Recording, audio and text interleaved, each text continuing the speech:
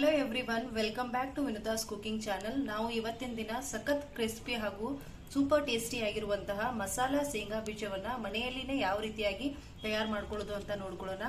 ನೀವಿಲ್ಲಿ ನೋಡ್ತಾ ಇರ್ಬೋದು ಯಾವ ರೀತಿಯಾಗಿ ಕ್ರಿಸ್ಪಿಯಾಗಿ ರೆಡಿಯಾಗಿದೆ ಶೇಂಗಾ ಬೀಜ ಅಂತ ಹೇಳ್ಬಿಟ್ಟು. ಈ ರೀತಿಯಾಗಿ ನೀವು ಒಂದು ಸಾರಿ ಮಾಡಿದ್ರೆ ಖಂಡಿತವಾಗ್ಲೂ ಯಾವತ್ತೂ ಮಾರ್ಕೆಟ್ ಇಂದ ತರೋದಿಲ್ಲ. ಆ ರೀತಿಯಾಗಿ ತುಂಬಾನೇ ಚೆನ್ನಾಗಿ ಇದು ಬರುತ್ತೆ. ಬನ್ನಿ ಯಾವ ರೀತಿಯಾಗಿ ಮಾಡ್ಕೊಳ್ಳೋದು ಹಾಗೆ ಏನೇನ್ ಸಾಮಗ್ರಿಗಳು ಬೇಕು ಅನ್ನೋದನ್ನ ನೋಡ್ಕೊಂಡು ಬರೋಣ. ಮಸಾಲಾ ಶೇಂಗಾ ಅಥವಾ ಮಸಾಲಾ ಪೀನಟ್ ಅನ್ನ ಮಾಡೋದಕ್ಕೆ ನಾನು ಈ ಗ್ಲಾಸಿನ ಅಳತೆದು 3 ಗ್ಲಾಸ್ನಷ್ಟು ಶೇಂಗಾನ ತಗೊಂಡಿದ್ದೀನಿ.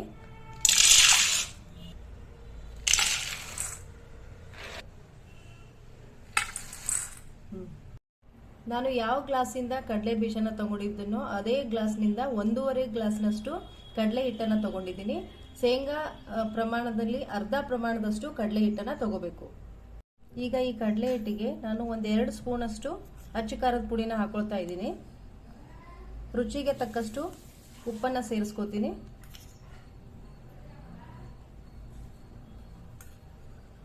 ಅರ್ಧ ಸ್ಪೂನ್ ಅಷ್ಟು ಅರಿಶಿನ ಪುಡಿಯನ್ನ ಸೇರಿಸ್ಕೊಳ್ತಾ ಇದ್ದೀನಿ. 1 ಚಿಟಿಕೆಯಷ್ಟು ಹಿಂಗನ್ನ ಸೇರಿಸ್ಕೊಳ್ತಾ ಇದ್ದೀನಿ. 1 ಸ್ಪೂನ್ ಅಷ್ಟು ಗರಂ ಮಸಾಲಾನ ಸೇರಿಸ್ಕೊತೀನಿ.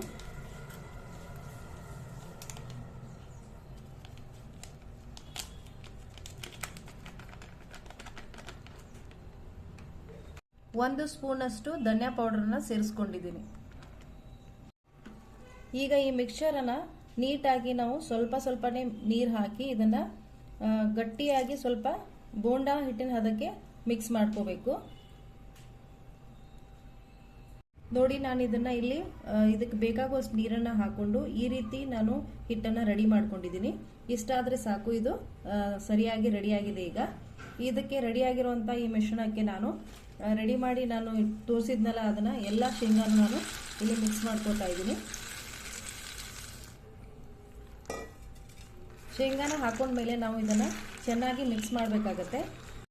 ನೋಡಿ, ನಾನಿಲ್ಲಿ ಎಲ್ಲ ಶೇಂಗಾನು ಚೆನ್ನಾಗಿ ಮಿಕ್ಸ್ ಆಗೋ ತರ, ಮಸಾಲೆಗೆ ಕೋಟ್ ಆಗೋ ತರ ಇದನ್ನ ಮಿಕ್ಸ್ ಮಾಡಿದ್ದೀನಿ. ಈ ತರ ಇದು ಬರುತ್ತೆ. ಇದನ್ನ ಇವಾಗ ನಾವು ಕಾಯ್ದಿರುವಂತ ಎಣ್ಣೆಗೆ ಹಾಕಿ ಫ್ರೈ ಮಾಡ್ಕೋಬೇಕಾಗತ್ತೆ. ನೋಡಿ, ಒಲೆ ಮೇಲೆ ನಾನು ಒಂದು ತವಾನ ಇಟ್ಕೊಂಡಿದ್ದೀನಿ. ತವಾದಲ್ಲಿ ಎಣ್ಣೆನ ಹಾಕಿ ಎಣ್ಣೆನ ಇದು ಬಿಸಿ ಮಾಡ್ಕೊಂಡಿದ್ದೀನಿ. ಒಲೆನ ನಾವು ಸಿಮ್ ಅಲ್ಲಿನೇ ಇಟ್ಕೋಬೇಕು. ತುಂಬಾ ಸಣ್ಣ ಉರಿಯಲ್ಲಿ ಇಟ್ಕೊಂಡು ನಾವು ಇದನ್ನ ಮಾಡ್ಕೋಬೇಕಾಗತ್ತೆ. ಈಗ ಇದ ಹದವಾಗಿ ಕಾದಿದೆ. ಇದಕ್ಕೆ ನಾನು ರೆಡಿ ಮಾಡಿ ಇಟ್ಕೊಂಡಿರುವಂತ ಮಿಶ್ರಣನ ನಾನು ಎಣ್ಣೆಯಲ್ಲಿ ಬಿಡ್ತಾ ಇದ್ದೀನಿ. ಆದಷ್ಟು ಬಿಡಿ ಬಿಡಿಯಾಗಿ ಬಿಡೋದಕ್ಕೆ ಪ್ರಯತ್ನ ಮಾಡಬೇಕು.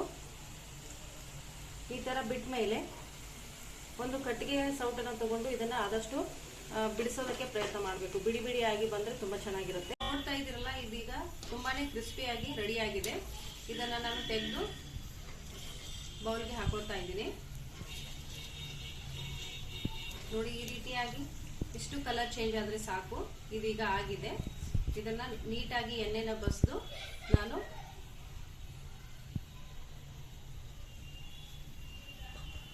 ಒಂದು ಬೌಲಲ್ಲಿ ಹಾಕಿ ಎತ್ತಿಟ್ಕೊಳ್ತಾ ಇದ್ದೀನಿ. ನೋಡಿ, ತುಂಬಾನೇ ಕ್ರಿಸ್ಪಿಯಾಗಿ ಇದೀಗ ರೆಡಿ ಆಗಿದೆ.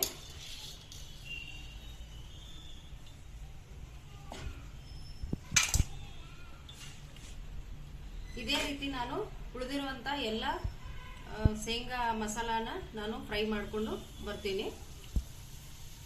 ನೋಡಿ, ಎಲ್ಲ ಶೇಂಗಾನು ನಾನು ಇಲ್ಲಿ ಫ್ರೈ ಮಾಡ್ಕೊಂಡಿದ್ದೀನಿ. ಇದು ಇಷ್ಟ ಆಗಿದೆ. ಇವಾಗ ನಾನು ಸ್ವಲ್ಪ ಕರಿಬೇವಿನ ಸೊಪ್ಪನ್ನ ಫ್ರೈ ಮಾಡಿ ಇದ್ರ ಮೇಲ್ಗಡೆ ಹಾಕೋತೀನಿ.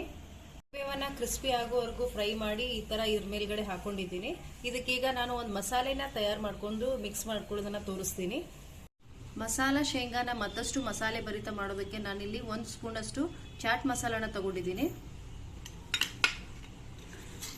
2 ಸ್ಪೂನ್ ಅಷ್ಟು ಅಚ್ಚ ಖಾರದ ಪುಡಿನ ತಗೊಂಡಿದ್ದೀನಿ. ಹಾಗೂ 1 ಸ್ಪೂನ್ ಅಷ್ಟು ಉಪ್ಪನ್ನ ತಗೊಂಡಿದ್ದೀನಿ. ಈ ಮೂರನ್ನ ಸೇರಿ ನಾನು ಚೆನ್ನಾಗಿ ಮಿಕ್ಸ್ ಮಾಡ್ಕೋತೀನಿ. ನೋಡಿ, ಈ ರೀತಿ ನಾನು ಚೆನ್ನಾಗಿ ಇದನ್ನ ಮಿಕ್ಸ್ ಮಾಡ್ಕೊಂಡಿದ್ದೀನಿ. ಈ ಮಸಾಲೆನ ನಾನೀಗ ಇಲ್ಲಿ ಫ್ರೈ ಮಾಡಿ ಇಟ್ಕೊಂಡಿರುವಂತ ಶೇಂಗಾಗೆ ಹಾಕಿ ಇದನ್ನ ಕಂಪ್ಲೀಟ್ ಆಗಿ ನಾನು ಇದನ್ನ ಮಿಕ್ಸ್ ಮಾಡ್ತೀನಿ. ಇದನ್ನ ಕಂಪ್ಲೀಟ್ ಆಗಿ ಮಿಕ್ಸ್ ಮಾಡಿದ್ಮೇಲೆ ಈ ಮಸಾಲಾ ಶೇಂಗಾ ತಿನ್ನೋದಕ್ಕೆ ರೆಡಿ ಆಗುತ್ತೆ.